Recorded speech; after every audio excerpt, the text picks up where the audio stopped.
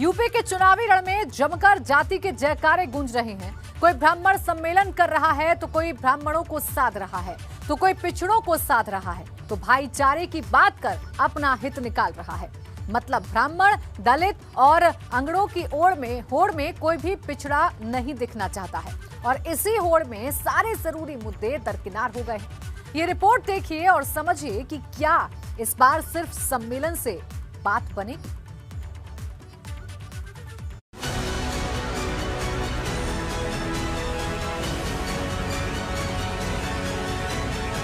UP की सियासी pitch पर किसने बदले चुनाव के नियम?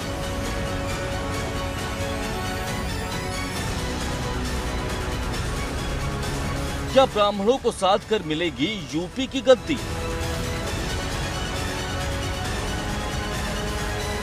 बाईस के चुनावी रण में सारे मुद्दे दरकिनार, क्या सिर्फ सम्मेलन से होगी जयकार?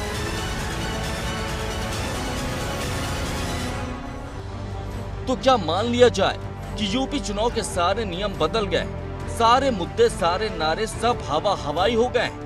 क्योंकि यूपी में तीसरे नंबर पर बैटिंग कर रही बसपा ब्राह्मण सम्मेलन से एकदम टॉप गियर में आ गई, क्योंकि इस वक्त तमाम राजनीतिक दलों की बात ब्राह्मणों से शुरू होकर ब्राह्मणों पर खत्म हो रही है। आज पूरे उत्तर प्रदेश में ब्राह्मण समाज इकट्ठा हो गया है तो वो परेशान होने लगे, क्योंकि उनकी ही सरकार में, चाहे वो समाजवादी पार्टी हो, चाहे कोई अन्य पार्टी हो, खास तौर से भारतीय जनता पार्टी भी हो, किस तरह से ब्राह्मण समाज के लोगों को उत्पीड़न हुआ है वो उनसे छुपा नहीं है। तो ब्राह्मण तो स्वयं ही सचेत है, हमेशा एक बुद्धिजीवी है। वो तय कर ले कि उत्तर प्रदेश सच में किसके हाथों में ज्यादा अच्छा है, किसके लिए सुरक्षित है, कौन अपनी जिम्मेदारी निभा सकता है, कौन पढ़ा लिखा है, कौन काबिल है, किसने दुनिया देखी है, कौन इंफ्रास्ट्रक्चर और नौकरी और सड़क को मुद्दा बनाता है, कौन लोग हिंदू मुसलमान को मुद्दा बनाते हैं, उसका निर्णय वो स्वयं कर लेगा। हमने ये निर्णय लिया है, राष्ट्रीय अध्यक्ष जी का निर्देश साफ हुआ है कि भाई आप लोगों के बीच जाइए, पूरे उत्तर प्रदेश में लोगों से और लोगों को समझाइए कि समाजवादी पार्टी से जुड़े, समाजवादी पार्टी की नीतियों में विश्वास रखें। अगर ब्राह्मण समाज के जो राजनीति करने वाले लोग हों, जैसे नौजवान हों या नेता हों, अगर टिकट मांगने के लिए जाते हैं तो क्या इस चुनाव में यह मान लिया जाए कि इस बार टिकट के लिए मायावती जी को पैसा नहीं देना पड़ेगा? क्यों उन्होंने कहा है कि 100 विधानसभा ऐसी हैं कि जिन पर ब्राह्मण समाज जुड़ जाए तो खेल बन सकता है। तो मेरा प्रश्न है मिश्रा जी से कि क्या इस बात का आश्वासन वो देंगे कि इस बार उनको पैसा नहीं देना पड़ेगा? ब्राह्मणों को लेकर सबके अपने दावे हैं। सबको लग रहा है कि ब्राह्मणों की बात कर उन्होंने चुनावी रण का पहला राउंड जीत लिया है, क्योंकि ठीक ऐसा ही दावा मायावती का भी है, जिन्हें लग रहा है कि उनके ब्राह्मण सम्मेलन की वजह से विरोधियों की नींद उड़ गई है। दरअसल ब्राह्मण सम्मेलन की शुरुआत सबसे पहले बसपा ने की। इसके ठीक बाद सपा ने ऐलान किया कि वो भी किसी से कम नहीं है और अब भाजपा भी ब्राह्मणों के सम्मान में यूपी की 403 विधानसभाओं में प्रबुद्ध सम्मेलन करने जा रही है। 2022 के विधानसभा चुनाव को लेकर सियासी दलों की सियासत इन दिनों ब्राह्मणों के इर्द गिर्द घूमती नजर आ रही है। यही वजह है कि पहले बहुजन समाज पार्टी और फिर समाजवादी पार्टी ने प्रदेश के अलग अलग जिलों में प्रबुद्ध सम्मेलन का ऐलान किया, लेकिन अब बीजेपी ने भी साफ तौर पर प्रदेश की सभी 403 विधानसभा सीटों पर प्रबुद्ध सम्मेलन करने का निर्णय लिया है। पार्टी दफ्तर पर कल विभागों और प्रकोष्ठों की बैठक में ये तय किया गया कि बीजेपी प्रदेश की सभी 403 विधानसभा सीटों पर प्रबुद्ध वर्ग का सम्मेलन करेगी। हालांकि भाजपा का अपना दावा है कि यूपी में ब्राह्मणों का आशीर्वाद अगर किसी दल पर है तो वो उन पर ही है, क्योंकि 2017 के चुनाव में 85% ब्राह्मणों ने भाजपा को वोट दिया था। 58 विधायक ब्राह्मण समुदाय से बने। मौजूदा मंत्रिमंडल में 9 प्रतिनिधि ब्राह्मण समुदाय से हैं। लेकिन इसके बाद भी विपक्ष को लगता है कि भाजपा का ब्राह्मण प्रेम सिर्फ दिखावा है। ब्राह्मण का नहीं, बुद्धिजीवी वर्ग का। अगर ब्राह्मण की बात करते हैं तो सबसे पहले ब्राह्मण समुदाय पूरा प्रदेश के प्रतिष्ठित लोग माननीय मुख्यमंत्री मुलायम सिंह यादव के यहाँ गए थे कि हमारे भगवान परशुराम जी हैं, उनको उनके जन्मदिन पर छुट्टी करिए। छुट्टी कर दिया उन्होंने। फिर भारतीय जनता पार्टी सरकार आई ने उसको कैंसिल कर दिया। ब्राह्मण सेंट्रिक हो चुकी यूपी की पॉलिटिक्स में कुछ दल सिर्फ ब्राह्मणों के भरोसे नहीं है, क्योंकि समाजवादी पार्टी ब्राह्मणों को साधने के साथ साथ पिछड़े और अति पिछड़ों को भी अपने पाले में लाने में जुटी हुई है। ये तस्वीर काशी में सपा के पिछड़ा वर्ग सम्मेलन की। जानकारी के मुताबिक सपा लगातार पिछले वर्ग को साधने के लिए ऐसे सम्मेलन कर रही है, तो वहीं आरएलडी भाईचारा सम्मेलन के जरिए पश्चिमी यूपी में अपना दमखम दिखा रही है। आरएलडी ने मुजफ्फरनगर के खतौली से अपने भाईचारा सम्मेलन की शुरुआत की। हालांकि इस होड़ में सबसे आगे बसपा दिख रही है, क्योंकि जहां कई राजनीतिक दल अपनी चुनावी रणनीति तक तैयार नहीं कर पाए, वहीं बसपा ने कानपुर के बिठूर से अपने उम्मीदवार के नाम का ऐलान भी कर दिया। बसपा ने कानपुर की बिठूर विधानसभा सीट से रमेश सिंह यादव को अपना उम्मीदवार बनाया है। वर्तमान में बिठूर से भाजपा के अभिजीत सिंह सांगा विधायक है। मतलब एकदम साफ है, बसपा टॉप गियर में बैटिंग कर रही है, फिर चाहे बात ब्राह्मण सम्मेलन की हो या फिर उम्मीदवार की। लेकिन बड़ा सवाल ये है कि यूपी में ब्राह्मणों का साथ किसे मिलेगा? क्या बसपा 22 में 2007 वाली सोशल इंजीनियरिंग फिर से दोहरा पाएगी, या फिर सपा की साइकिल दौड़ेगी, या भाजपा फिर से यूपी में अपना कमल खिलाएगी? ऐसे तमाम सवाल हैं जिनका जवाब 22 की जंग के बाद ही मिल पाएगा। लखनऊ से अनुभव शुक्ला, वाराणसी से नीतीश कुमार पांडे और कानपुर से रतीश त्रिवेदी के साथ bureau report ABP Ganga. UP की सम्मेलन वाली पॉलिटिक्स के बाद अब बात अखिलेश के पीछे चिड़िया वाली साजिश की। समाजवादी पार्टी ने लखनऊ के एक थाने में शिकायत दर्ज करवाई फर्जी ट्वीट को लेकर, जो अखिलेश यादव को बदनाम करने के लिए किसी फर्जी अकाउंट से किए गए। अब सपा अखिलेश को बदनाम करने वाली साजिश का पर्दाफाश करना चाहती है। मतलब इस चिड़िया वाली साजिश के पीछे किसका हाथ है?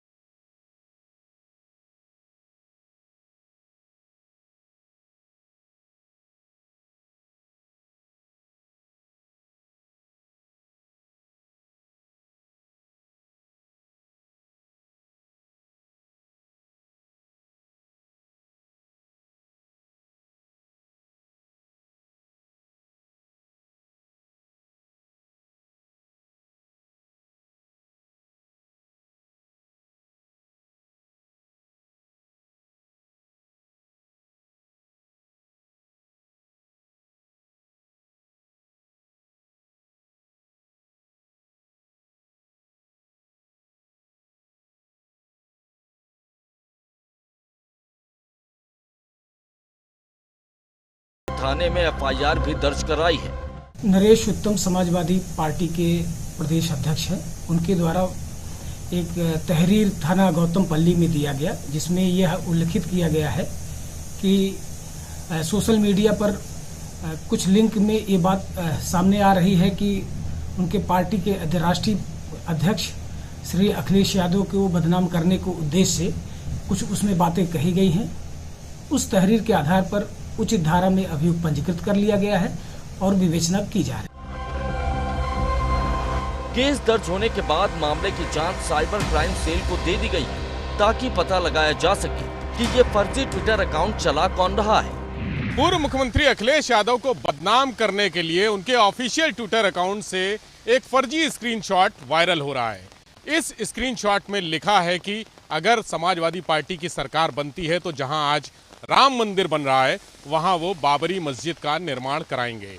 इस फर्जी स्क्रीनशॉट ने समाजवादी पार्टी के साथ ही तमाम राजनीतिक दलों, संगठनों और पुलिस प्रशासन के अधिकारियों में हड़कंप मचा दिया है। समाजवादी पार्टी के प्रदेश अध्यक्ष नरेश उत्तम ने इस मामले में गौतमपल्ली थाने में एफआईआर दर्ज कराई है। साइबर सेल इसकी जांच कर रही है और शुरुआती जांच में 12 ऐसे ट्विटर अकाउंट सामने आए हैं जिन्होंने या तो इस फर्जी स्क्रीनशॉट को पोस्ट किया है या फिर रीट्वीट किया है। आपको बता दें कि अखिलेश यादव के फर्जी ट्विटर अकाउंट के जरिए कई विवादित ट्वीट हो रहे थे। ऐसे ही एक ट्वीट में लिखा था कि जब हमारी सरकार बनेगी तो हम अपने मुस्लिम भाइयों से वादा करते हैं कि बाबरी मस्जिद का निर्माण उसी जगह कराएंगे जहां पर आज राम मंदिर का निर्माण हो रहा है।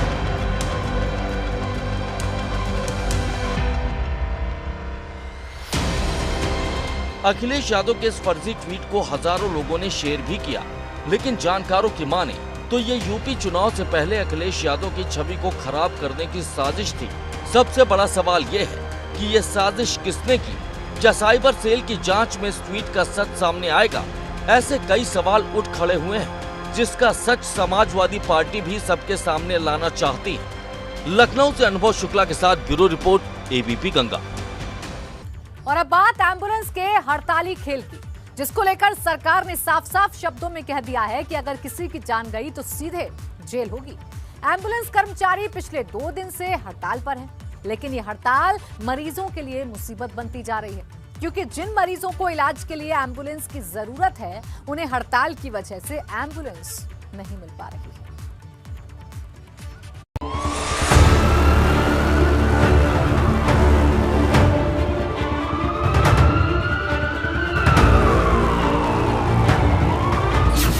एम्बुलेंस कर्मचारियों की हड़ताल, शहर शहर चक्का जाम। सरकार और एम्बुलेंस कर्मचारियों की लड़ाई, मरीजों की जान मुश्किल में आई।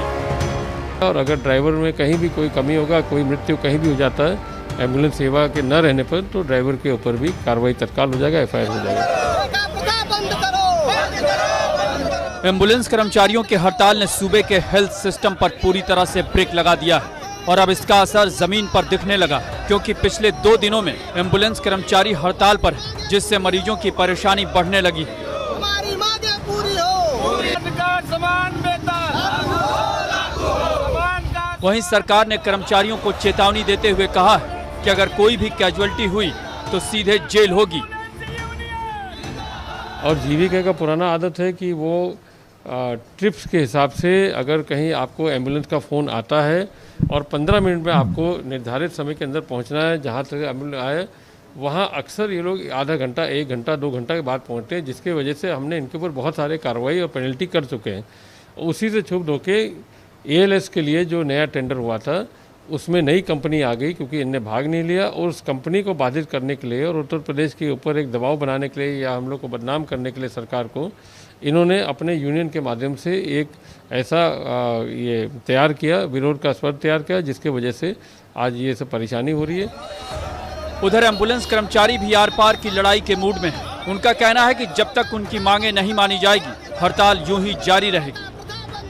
हमारी मुख्य मांगें 6 बिंदु हैं जो क्रमवार हैं। 3 दिन से हम लोग का सांकेतिक धरना था, शासन प्रशासन के कान पे जू नहीं देगा, कंपनी ने भी कुछ हमारी बातें नहीं मानी, इसके कारण से हम लोग संपूर्ण कार्य बहिष्कार किए हैं। 3 गाड़ियां हम लोग आवश्यक इमरजेंसी सेवाओं के लिए सेमो के देखरेख में, प्रभारी जी के देखरेख में चल रही हैं, जो इमरजेंसी मरीजों को सेवा देती रहेंगी। मतलब सरकार और एम्बुलेंस कर्मचारियों के बीच चल रही इस लड़ाई में पिस मरीज रहा है, जिसे न वक्त पर एम्बुलेंस मिल रही है और न ही कोई सरकारी मदद। एम्बुलेंस सेवा ऐसी जो है अनिवार्य सेवा है कि यदि उसका अभाव होगा तो पेशेंट्स को ऑटोमेटिकली जो है परेशानी होगी। अब हम जैसे गरीब पेशेंटों को जो है समस्या तो होबे करेगी, आर्थिक समस्या आएगी, विशेष रूप से बड़े लोग होते हैं वो अपना किसी तरह खुद के साधन से जो है सफर तय कर लेते हैं। ऐसे में यह हड़ताल जितने दिन चलेगी मुश्किल और ज्यादा बढ़ेगी। आपको बता दें कि एम्बुलेंस कर्मचारी अपनी 6 सूत्री मांगों को लेकर हड़ताल पर हैं। इन मांगों को लेकर कंपनी और कर्मचारियों के बीच कई दौर की बात भी हुई, लेकिन जब बात नहीं बनी तो कर्मचारी हड़ताल पर चले गए। वहीं सरकार का रुख एकदम सख्त है। ऐसे में सवाल इस बात का है कि इस हड़ताल का अंत कहां जाकर होगा। अगर इस दौरान कोई कैजुअल्टी हुई तो इसकी जिम्मेदारी किसकी होगी, क्योंकि कुछ ऐसा वैसा हो उससे पहले बातचीत के जरिए बीच का रास्ता निकालना होगा। प्रयागराज से मोहम्मद मोइन, लखनऊ से शैलेश अरोड़ा के साथ ABP Ganga, bureau report.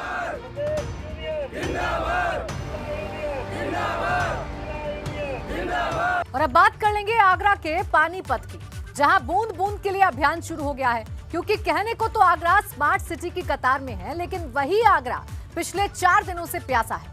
Agra के हजारों लोग बूंद बूंद के लिए तरस रहे हैं, लेकिन सिस्टम एकदम उदासीन।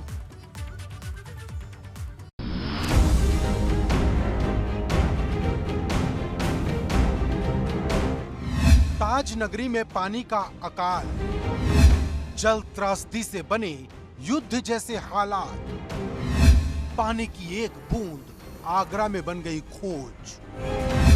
4 दिन से प्यासे हैं आगरा के लोग।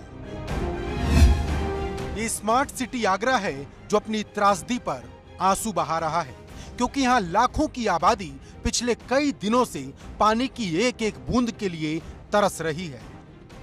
कहने को यहाँ गंगा जल तक आ गया है, लेकिन सिर्फ कागजों में, क्योंकि सच कल्पना से भी ज्यादा डरावना है। क्योंकि सच ये है कि यहाँ 40 क्षेत्र पिछले 4 दिन से प्यासे हैं। यहाँ पानी की एक एक बूंद के लिए जंग लड़नी पड़ रही है। कई सारी आक्रोशित महिलाएं हमारे साथ हैं और लोग और भी लोग हैं। आप बताइए कितना परेशान है? अरे भाई हम तो बहुत ज्यादा परेशान है। कहाँ से सड़क पे से जाए, सड़क पे आके गिर गए तो कौन हमें भुगताएगा? और पानी का इंतजाम होना चाहिए, खेचू वगैरह सही होना चाहिए बिल्कुल, और ताकि लोगों को परेशानी नहीं हो। कम सर बड़ी मुश्किल हो रही है, घर की महिलाएं इसको काम कर रही हैं, क्योंकि पुरुषों को तो काम पे जाना पड़ रहा है। बेचारे वो पानी लेने के लिए कहाँ कहाँ जा रही हैं, 500-500 किलो 200 किलोमीटर रिक्शे में भर भर के पानी ला रही हैं, पैरों से गिर रही हैं। बड़ी बड़ी औरतें यहाँ रहती है, बड़ी उम्र की। सर कल मैंने जलकर निभाव CMO से आपको फ़ोन किया था करीब शाम दोपहर में, तो उन्होंने मेरा फ़ोन भी नहीं उठाया। और कल मैंने यहाँ के पार्षद जी अनुराग चतुर्वेदी जी को फ़ोन किया था। वो बोले कि इसका मुझे आश्वासन दे दिया कि इन्होंने कि 2-3 दिन में आपको पानी का समस्या दूर हो जाएगी। हम लगातार इंजीनियर से बात कर रहे हैं। दरअसल आगरा के जीवनी मंडी, बेलनगंज, पथवारी, धूलियागंज, काला महल, छिपी टोला, बिजली घर और किनारी बाजार समेत 40 इलाके ऐसे हैं जहां पिछले कई दिनों से पानी की सप्लाई ही नहीं हुई। मतलब पानी पीने से लेकर नहाने तक संकट मंडरा रहा। लोगों को अपने उन पड़ोसियों से मिन्नतें करनी पड़ रही हैं जिनके घर समरसिबल लगा हुआ है। लेकिन कई इलाके ऐसे हैं जहां पानी एक खोज बन गई है। सबसे ज्यादा आक्रोश आगरा के बेलनगंज इलाके में है, जहां पानी का जुगाड़ करना किसी युद्ध से कम नहीं। आगरा में इस समय जबरदस्त जल संकट बना हुआ है। पिछले कई दिनों से आगरा की तमाम जो रिहायशी कॉलोनियां हैं वहां पानी नहीं आ रहा है। बेलनगंज हो, फिर चाहे मंटोला हो, कोतवाली इलाका हो, गुदड़ी मंसूर खां का इलाका हो, जो आगरा का जो पुराना जो बाजार है, जो पुराना शहर जिसे कहा जाता है, वहाँ ज़बरदस्त इस समय कहा जाए पानी की किल्लत है। और ऐसे में एक एक बूंद के लिए लोगों को ज़बरदस्त संघर्ष करना पड़ रहा है। मुद्दे की बात यह है कि आगरा पर पानी का ये संकट आया कैसे? तो एक लाइन में जवाब है जल विभाग की लापरवाही। क्योंकि वक्त रहते न पाइपलाइनों की मरम्मत की गई, न लीकेज को ठीक किया गया, बल्कि इस बार स्मार्ट सिटी प्रोजेक्ट के तहत बिछाई जा रही पानी की पाइपलाइन की वजह से ज्यादा नुकसान हुआ। लेकिन हैरानी की बात ये कि आगरा पानी के संकट से जूझ रहा है और प्रशासन इस पर एकदम मौन है। छत्ता थाने के अंतर्गत जो क्षेत्र आता है, इसमें बहुत बड़ी आबादी हमारे शहर की निवास कर रही है। वो सब पानी के संकट से जूझने लगी। कल मैं गया था जल संस्थान में जाकर मैंने निरीक्षण किया और मैंने अधिकारियों को फटकार भी लगाई है, उनसे नाराजगी भी प्रकट करी है। आगरा शहर को जो 3 दिन से पानी बंद है, कल जलापूर्ति हम व्यवस्थित रूप से कर देंगे। और मैंने कहा भी है नगर निगम के अधिकारियों को भी और स्मार्ट सिटी के अधिकारियों को कि किन अधिकारियों के द्वारा ये को डिजाइन किया गया। हालांकि सवाल पूछने पर जरूर कार्रवाई की बात होती है, लेकिन बड़ा सवाल तो ये है कि इस समस्या का निदान कब तक होगा और कब तक आगरा वाले यूं ही प्यासे रहेंगे। आगरा से नितिन उपाध्याय, ABP गंगा। पानी के बवंडर की जिसने जिंदगी को सरेंडर करने पर मजबूर कर दिया है, क्योंकि लगातार हो रही बारिश से जहां नदियां उफान पर हैं, वहीं कुछ मिनट की बारिश ने नगर निगम के दावों की पोल खोलकर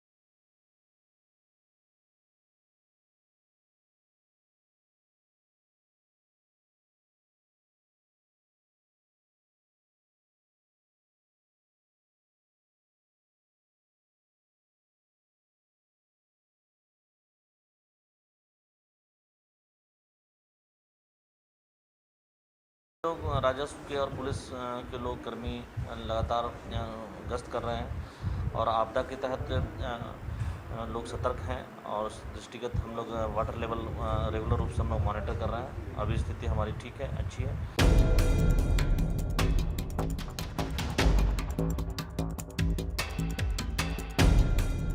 इटावा में लगातार बारिश के चलते रेलवे अंडरब्रिज में 4 से 5 फीट पानी भरने से कई छोटे बड़े वाहन फंस गए, जिन्हें जेसीबी की मदद से बाहर निकाला गया।